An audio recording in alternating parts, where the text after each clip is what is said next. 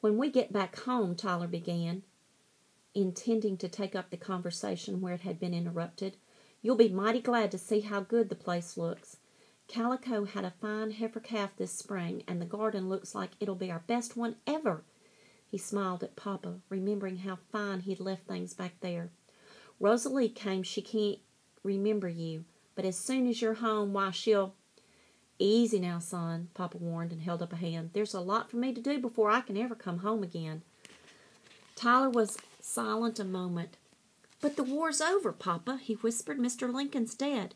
They got Jeff Davis and Irons over there in Fortress Monroe. I heard talk about the new president, Andy Johnson, giving amnesty to the Confederates, so folks will be able to take up where they left off before the war came along. We can all... There'll be no taking up anything for me, Ty.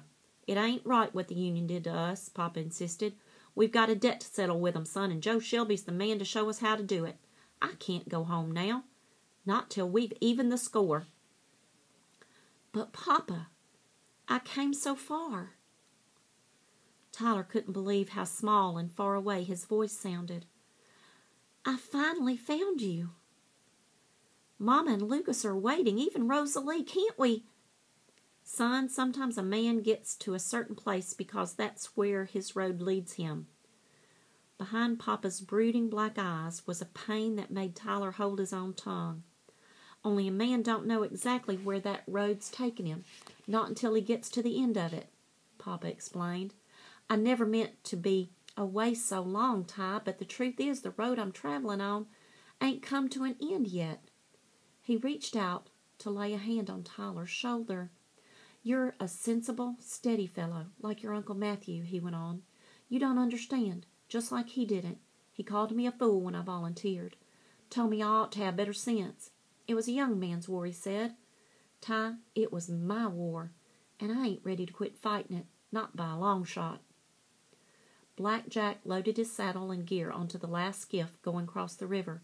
He whacked his sad-looking gray horse on the rump, and the animal leapt forward into the water.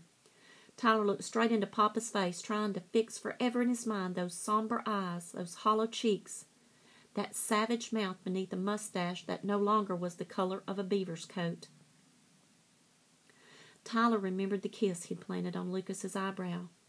You couldn't kiss your father, though, not in front of a bunch of soldiers, even if it was the last time in this world you might ever see him. I came so far, Tyler thought, so far, only to lose Papa again. How could he make sure Papa would never forget him? That no matter how far from Sweet Creek Black Jack Bohannon traveled, he'd always remember there was a boy at home named Tyler. Tyler reached into his pocket. He took out the pale blue-white Aggie. It lay warm and smooth in his hand. Here, Papa, take this. You gave it to me a long time ago, remember? You told me it was a good luck piece.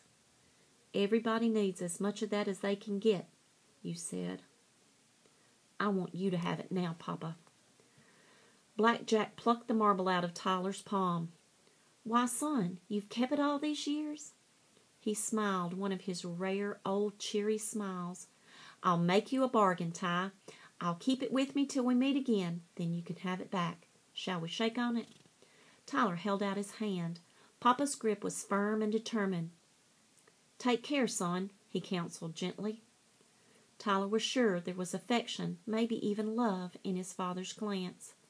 You're a good boy, fine as they make 'em, and I'm right proud you're mine. When this is all over, and if I live through it, I'll come up our road and cross that bridge over Sweet Creek. Then we'll be together again. But I can't quit now, Ty, not until things get put back the way they were before them Union boys turned it all upside down for us. Before Tyler could say goodbye, Black Jack turned and leapt onto the skiff. With a glad cry, 6 or 7 men jumped on behind him. The boy realized there was time enough before Papa pushed off from the riverbank that he could make the leap himself.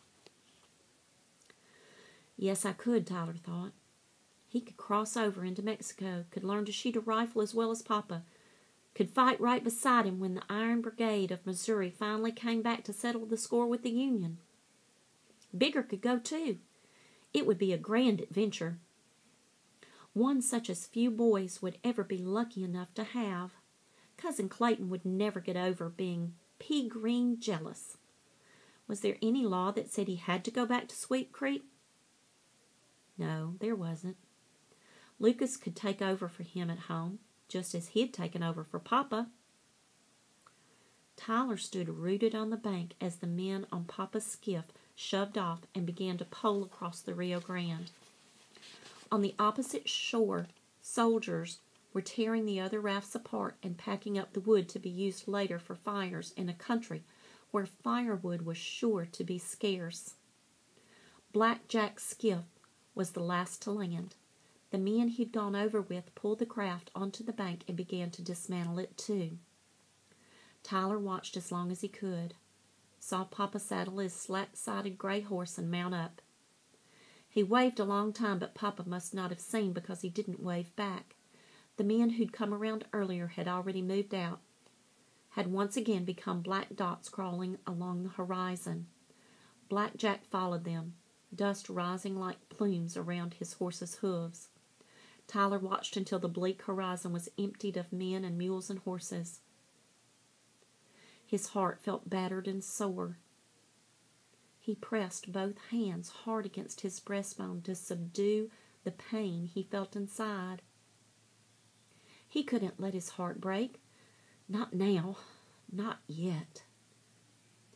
On his side of the river, a hot, dry wind whispered through the scrubby grass.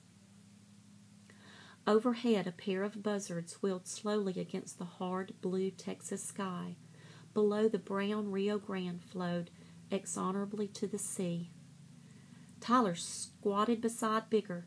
The dogs seemed to be waiting to hear a closure to the long adventure they had shared. I've told Bigger so much about Papa, Tyler mused, about what life would be like when we all got home. What should I tell him now? The boy asked himself. He didn't want to admit what he knew was true. He wanted to hold it off as long as he could. Something in Bigger's patient, two-colored glance, though, finally let him put into words a decision that would change the rest of his life while letting it remain forever the same. Dreams are funny things, Bigger, Tyler said, staring across the river. The one Papa's got is different from mine. He can't let go of it no matter how much it cost. Papa will hang on to that dream he's got in his head. The dog listened, his shoulder pressed against the boy's knee, his brown eye warm, his blue eye cool. Tyler looped an arm around Bigger's neck. But you know what, Bigger? Bigger waited. Tyler swallowed hard. His heart was bruised. His eyes burned. I think it's time for me to turn loose of mine.